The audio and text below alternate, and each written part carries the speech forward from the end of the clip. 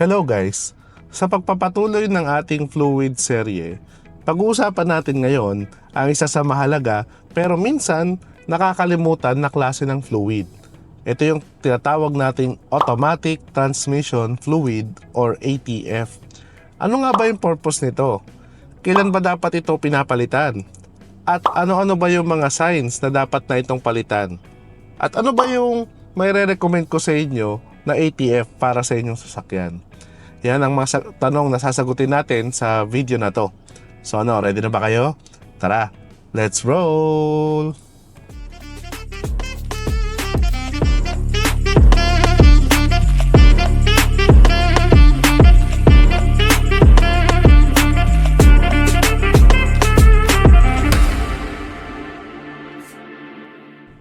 So, ano ba yung purpose ng automatic transmission fluid? Well, yung mga automatic transmission system guys, lalo na yung mga tinatawag nating traditional automatic o yung mga torque converters, marami ang gears sa loob. No? And because marami siyang gear, marami siyang moving part. And every moving part needs a lubrication. Kaya dyan pumapasok yung mga automatic transmission fluid. So yung ginagawa ng ATF is una, provide lubrication sa mga gears. Nagpo-provide din siya ng hydraulic pressure at friction para paganahin yung mga internal parts ng ating transmission. At nagpo-provide din siya ng additional cooling sa ating transmission. Although yung main cooling talaga ng automatic transmission is from the coolant. So additional lang siya, cooling, yung ATF. So usually ang ATF guys ay medyo reddish ang kulay ng mga ito para ma-distinguish din natin siya compared sa engine oil. Hindi natin siya mapagkamalang engine oil.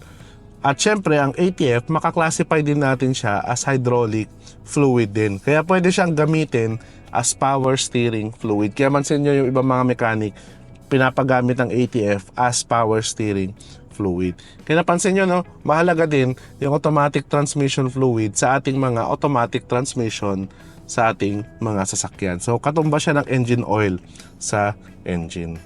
So, ano ba yung mga symptoms na low or bad na yung ATF natin?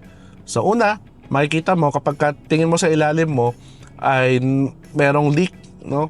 Lalo na kapag color red yung fluid na nakita mong leak, malamang sa malamang ATF yan. So may leak yung iyong transmission. Ano pa?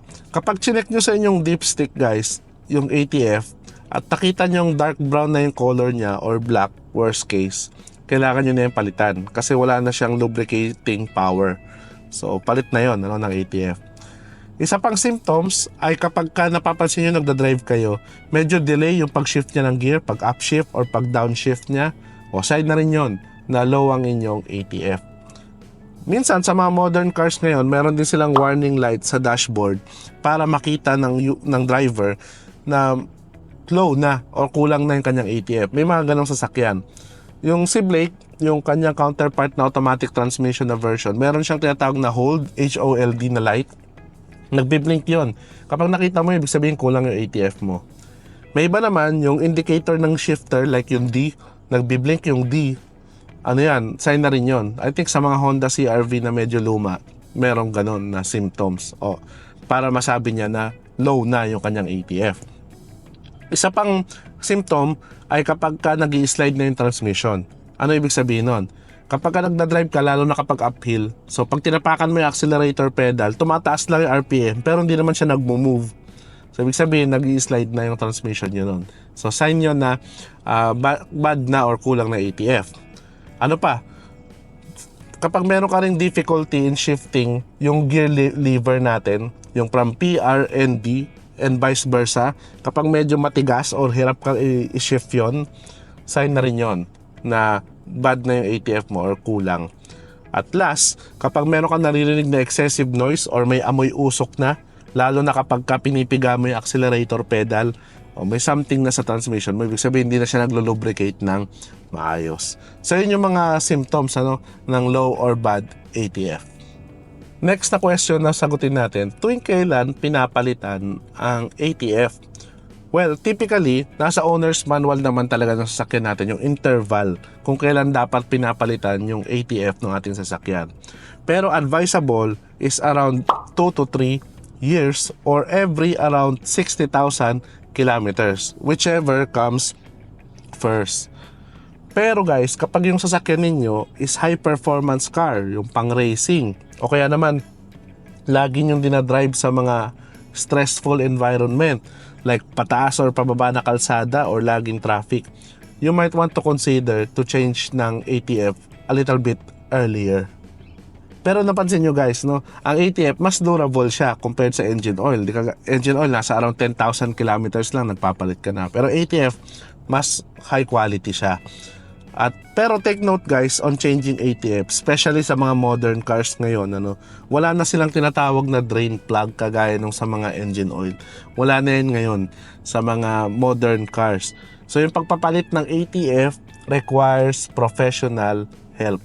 Diyan pumapasok yung mga tinatawag nating ATF dialysis. So meron tayong video about dyan, So yun yung purpose nun, para machine na yung mag-change ng automatic transmission fluid sa ating mga sasakyan. So how to choose the right ATF for your car?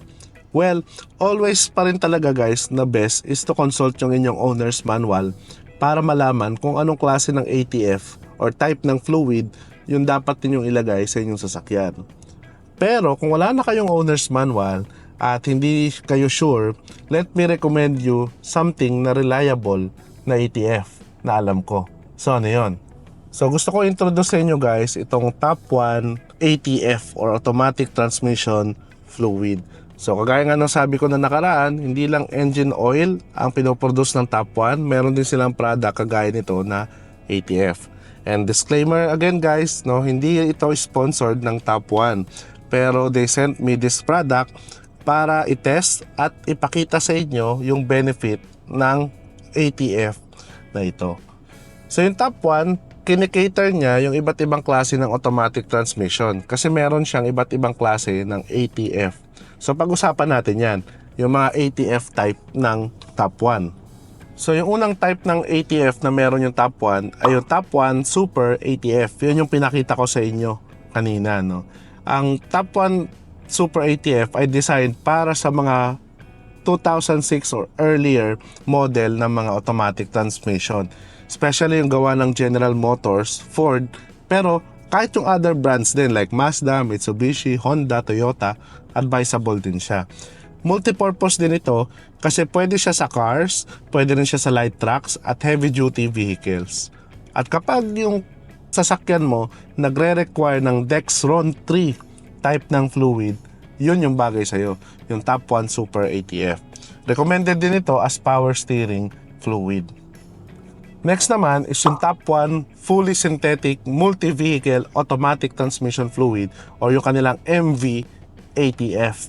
So ito yung fully synthetic na version nila, high quality at formulated para sa mga modern automatic vehicles. Tumutulong ito to reduce friction, shudder, and provide smooth shifting sa inyong automatic transmission. Kaya kung modern yung sasakyan mo, ito yung mas applicable na type ng ATF para sa iyo. At recommended din ito sa lahat ng klase ng car manufacturer. Pero take note guys kapag yung sasakyan mo ay CVT or nire-require yung Dexron 6 na type ng fluid, hindi ito advisable sa iyo. Mamaya ipapakita ko pa sa inyo yung type ng fluid para doon, na meron sila. So ipa-flash ko sa screen ngayon guys yung mga ATF types na pwede din sa top 1 fully synthetic MV ATF. So makikita nyo marami kasi, pa-flash ko dyan sa screen at kung pasok dyan yung type ng fluid na nire-require sa sasakyan mo, pwede sa itong top 1 MV ATF. Next naman ay yung kanilang top 1 fully synthetic multi-vehicle low viscosity ATF naman. So ito naman ay based sa WS at Dexron 6 type ng fluid. So kung yan yung type ng fluid na nire-require sa'yo, most likely ito yung para sa'yo na top 1 ATF. So ito rin yung pinaka-latest technology ng automatic transmission. Pwede ito, basta traditional AT, yung torque converter, hindi CVT ha. Almost same lang siya doon ng fully synthetic. Ang pinagkaiba lang, lower viscosity lang ito. At may blend ng additives to provide high oxidation and stability, corrosion resistance, at wear protection. Yung last na type na meron sila ay tinatawag nating top 1 fully synthetic CVT ATF. So ito, same lang ito ng fully synthetic low viscosity na type, pero specifically designed dito para sa mga CVTs. Kaya kung yung sasakyan mo ay CVT yung transmission, ito yung para sa'yo na type ng ATF. Kaya nakita natin guys, no, bawat klase ng automatic transmission, merong ATF para sa'yo, si Top 1. Kaya kung gusto mo maka-avail ito, click mo lang yung link sa description box para makabili ka nito sa mga official distributor ng Top 1 Philippines. So yun na nga guys, sana natutulungan kayo ng video na to know yung importance ng ATF sa ating mga automatic transmission vehicles. At nasabi ko na rin sa inyo guys kung ano yung recommended ko na brand ng ATF para sa inyong sasakyan. So kung nagustuhan mo yung video na to, click mo na may like button. At kung di ka pa nakasubscribe, click mo na rin yung subscribe button at notification bell para updated ka palagi sa mga latest happening sa ating channel. So till our next videos guys, always remember, drive safe and enjoy!